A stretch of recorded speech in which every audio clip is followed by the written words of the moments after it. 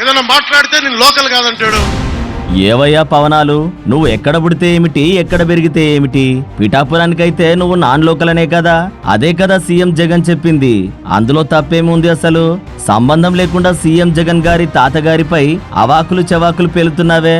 జగన్ వాళ్ళ తాతగారు చాలా గొప్ప వ్యక్తి. పాపం ఒక బలిజ కులానికి చెందిన వెంకట నరసయ్య గారి మైన్స్ ని, వెరైటీస్ మైన్స్ ని ఆయన చక్కగా ఆయన కింద కూలీగా పనిచేసి ఆయన తీసేసుకున్నారు. మాకు అలాంటి అవకాశాలు లేవు కదా జగన్ మాకు.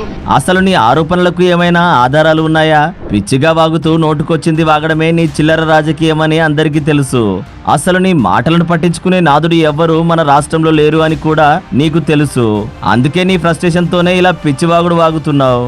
ఈ ఎన్నికల్లో పిఠాపురం ప్రజలు నిన్ను చిత్తుగా ఓడించి నీ నోటికి కళ్ళం వేస్తారు. అప్పటిదాకా బాబు గారు ఇచ్చిన ప్యాకేజీకి తగ్గట్లు వాగుతూనే ఉండు ప్యాకేజీ స్టారు.